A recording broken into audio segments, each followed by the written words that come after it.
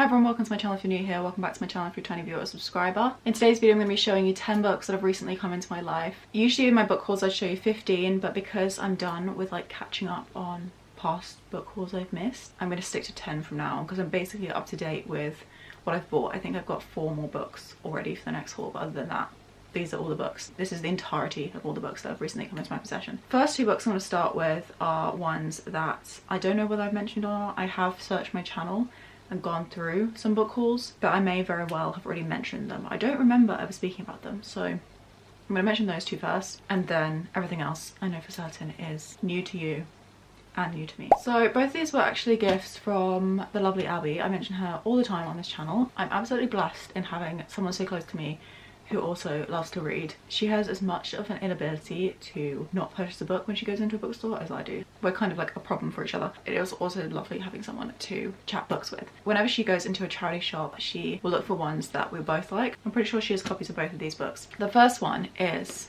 The Vanishing Half by Brit Bennett. Gorgeous shiny gold on the cover there. This was shortlisted for the Women's Prize of Fiction in 2021. I've heard great things about this book. I don't have a huge idea about what it's about, but I believe, correct me if I'm wrong, it is based on Passing by Nella Lawson, I think the author is, which was actually adapted recently. I think this was inspired by that, or, you know, something like that. My brother's fiance is actually either currently reading this or she's already read it, and I was talking about it a bit with her when she was over here, and it was kind of like piquing my interest a little bit. But we're following 2 identical twins who grew up together in a southern black community, and then years later they live their lives very differently. So one passes as white, is married to a white husband, and she lives in like a white neighborhood, and then the other one lives with her black daughter in the same southern town. She wanted to try to escape. So it's basically about how the 2 sisters' lives differ from each other because of the way they've chosen to live and the people they've decided to like surround themselves with, and then also how their storylines intersect, it says. So I think it's gonna be a really kind of like thought-provoking,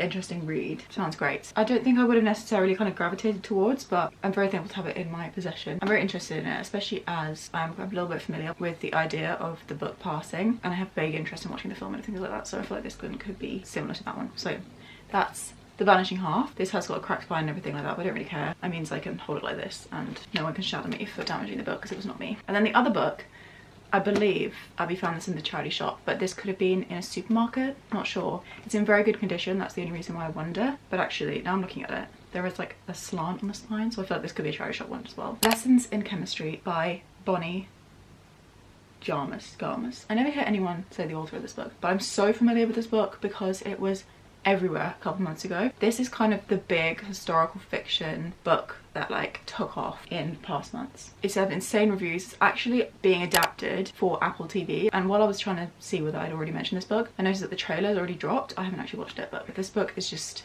so popular. Again, it's not a book I necessarily would have picked up, and my reason for that is the stupidest thing in the world, and that is because I'm not obsessed with this cover. I know, it's ridiculous. Really glad that Abby stepped in and she was like, you will read this book, because I think I could really love it. So we're following Elizabeth Zott in the 1960s, and she's a chemist, but I believe she has a cooking show. Yeah, a host of a cooking show, Supper at 6, and she like combines chemistry with cooking, which obviously they're 2 things that are very linked. A very kind of like feminist read about daring to change the status quo. It's actually blurred by like Nigella Lawson, Richard E. Grant, The Guardian, course. So I have very high expectations for this book, but also because it's not one that I was like immediately drawn to initially, I feel like I could relax those in order to like fully appreciate this book in a better way. But yeah, that's Lessons in Chemistry. So a couple of months ago I went up to Sheffield with Abby. We went up there for a gig, and then we actually kind of like stayed over and made a bit of a trip of it, because if you don't know this already, my favourite band in the world is Arctic Monkeys, and all 4 members of that band are from Sheffield, so we decided to do like a little tour of that. I also have a video that's in the works which is like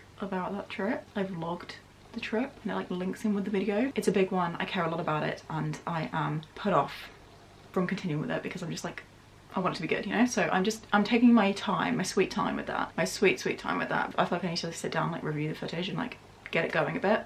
But I'm very excited when that video does eventually drop. But while Abby and I were up in Sheffield knowing us, we did of course go into the bookstores. So I went into HMV first of all, and they sell books in there. Most or all of them are £3.99, no, £3.50, which I said on Instagram is simultaneously like the best thing that could have ever happened to me, and also the absolute worst, because it means that I have no self-control whatsoever because I can't even let my bank account stop me. And so I found 2 Penguin Modern Classics. Huge fan of Penguin Modern Classics. I generally seem to get on very well with 20th century literature. So Firstly, I got Summer Crossing by Truman Capote. Truman Capote wrote Breakfast at Tiffany's, which is a book that I read a couple months ago and I very much enjoyed. I gave it 4 stars. I've wanted to pick up more of his work since then. This is one that I've had my eye on particularly because, I mean, look at the cover.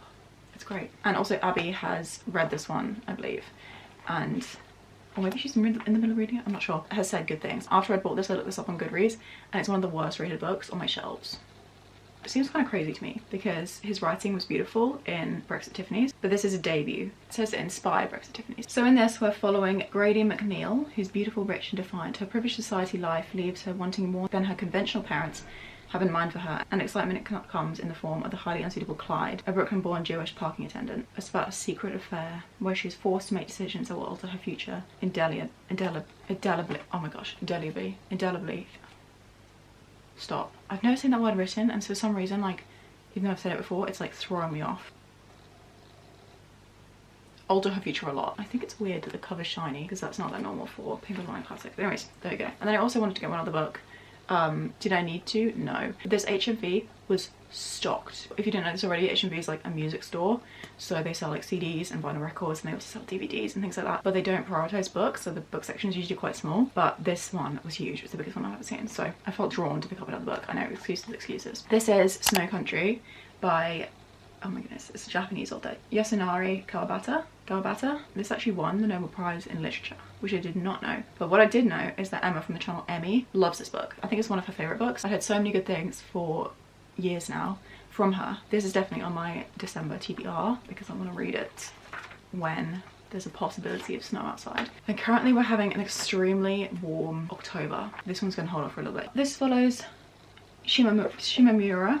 Oh my gosh, I need to like Google how to pronounce these before I get going with this book and obviously like speak about it in wrap-ups and stuff. Anyway, that person is tired of the bustling city. He takes the train through the snow to the mountains of the west coast of Japan to meet with a geisha he believes he loves. Beautiful and innocent, Komako is tightly bound by a rural geisha and lives a life of servitude and seclusion that is alien to our MMC. Their love offers no freedom to either of them. Snow Country is both delicate and subtle, reflecting in Kawabata's exact lyrical writing, the unspoken love and the understated passion of the young Japanese couple. Sounds beautiful. I was definitely drawn to this also because I read the description. I was like, yeah, I'm sold. And then lastly, this is a book I don't really want to talk about, but whatever. We have Cruel Beauty by Rosamund Hodge. I found this in the charity shop. This novel was like a booktube darling in early booktube, like pre-book talk. And I'd never read it, so I just saw it then I was like, may as well give it a go. It's only £2. I did give it a go. I got about a third of the way through and then I DNF'd it for reasons I'll go into in my wrap-up coming at the end of this month. So we're following Nyx. She's betrothed to the evil ruler of her kingdom, all because of a reckless bargain her father struck. And it's basically about her doing like a Shahrazad kind of thing, in which she marries him and then she attempts to kill him. It's a Beauty and the Beast retelling.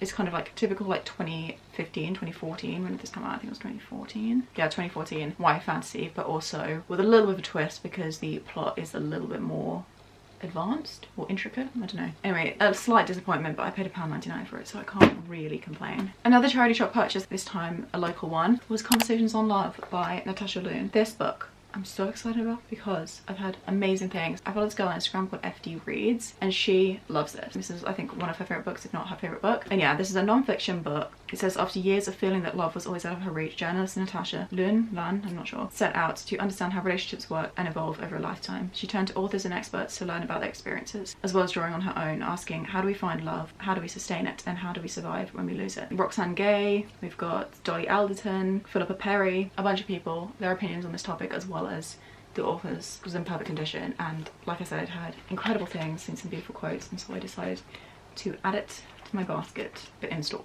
That was not metaphorical. I'll let you know how I find it. Next up, I have a few books which I found in the Works. Love the Works, big fan. I've been shopping there for years at this point, but they had some amazing books. So first of all, Powerless by Lauren Roberts absolutely blew up over the internet. It was an enemies to lovers fantasy with lots of kind of like tension between the characters, but also had no spice, which is just like tick tick tick.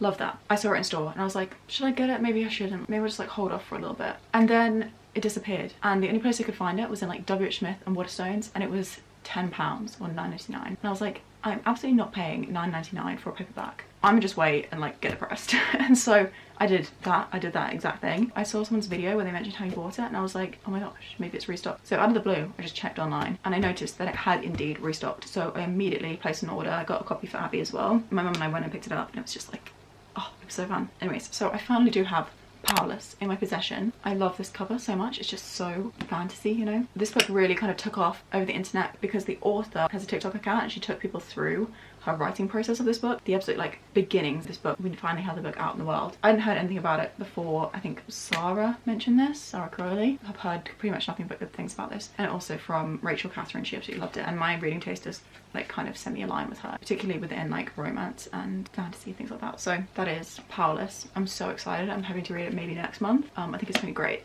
Abby and I then went into works a little bit later and we found Bloodmarked, which is the sequel to Legendborn by Tracy Deonn. Now hold up, because I haven't actually read Legendborn. It was a beautiful gift from my friend Sarah years ago. I feel terrible that I still haven't read it, but Sarah, if you're watching this, I promise you I'm gonna read it soon, because I can't own a sequel and not feel motivated to pick up the first book, you know. That was my like stupid logic, my excuse for purchasing a book that I hadn't yet read the first one of, even though it's been staying on my shelf for years. This book was on sale in the works, which is crazy. It means it was super duper cheap. I think I paid like £2 for it. I think it was because it's like sun damage at the top. So if I compare it to Powerless, you can see that it's quite yellow, which is hideous.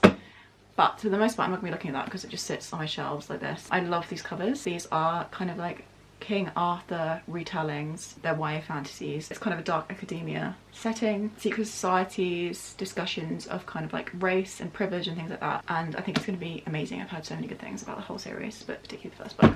And then the other book that I bought in there was in the 3 for 2, and I've been so intrigued about this since everyone read it like 6 months ago or whatever, and that is Flawless by Elsie. This is the first book in the Chestnut Springs series. This is like a cowboy romance book set on a ranch. It just sounds fun. I don't know how I'm gonna feel. I think these books are quite spicy, but from people who don't enjoy spice, I've still heard good things. We shall see. Maybe it will be fine. But I was so excited to find this in the, what is that deal, like the 3 for £6 or whatever. Abby picked up a book later in the series because this book is the first in a series of like companion novels, so you can read them out of order, but they do kind of like, what is it? Interconnected standalones, that's the word. But yeah, I thought I'd just start with number 1. I think the one that Abby picked up was Powerless. I thought I'd try and read them in order and see how it goes. Maybe I'll hate this, maybe I'll love it. We shall see. In general, don't love a contemporary romance book. There are the odd exceptions, so I'm hoping this will fall within those, but yeah. Flawless by Elsie Silver. And then the final book I have to mention is another Penguin Modern classic, and this was another kind of gift from Abigail, I'm not sure. Basically what happened is that she was like, I'm not going to get to this anytime soon, do you want it? And I was like, yeah, I'll take it. So I don't know whether like eventually I'll give this back to her, whether I'll enjoy it myself, who knows. Maybe if I read it and I love it, then she can have it back, then she might love it too. But either way, this book is indeed in my possession. That is A Confederacy of Dunces by John Kennedy Toole. This is a title I'm extremely familiar with, but I don't actually know what this is about. A monument to sloth, rant and content. A behemoth of fat flatulence and furious suspicion of anything modern. This is Ignatius J. Raleigh of New Orleans, noble crusader against a world of dunces. In magnificent revolts against the 20th century, Ignatius propels his monstrous bulk among the flesh pots of a fallen city, filling his big chief tablets with invective until his maroon-haired mother decrees that Ignatius must go to work. Right. I will admit, this is not a book that I would have been drawn to had it not been just like put into my hands. I mean, it is so famous, so clearly there's something people are intrigued about within this cover. The cover is also very interesting. I'll let you know how this one goes. I might just end up giving it back to Abigail. We both want to kind of unhaul it completely, or maybe it will just sit on my shelf for years and then we'll eventually pick it up and fall in love with it. Either way, not super duper high priority TBR, so you probably won't be hearing about this one for a while, but maybe I'll just look into it, you know, hype it up with some good reviews on Goodreads. That's that. There you have it, everybody. The 10 books that I wanted to mention in this video, 10 books that have recently come into my life. I hope you really enjoyed the video. If you did enjoy it, please make sure to give it a thumbs up so that's how I can tell. Thanks for watching. Thanks for being here. Thanks for spending some time with me. I'll see you in a couple of days for another video. Bye bye.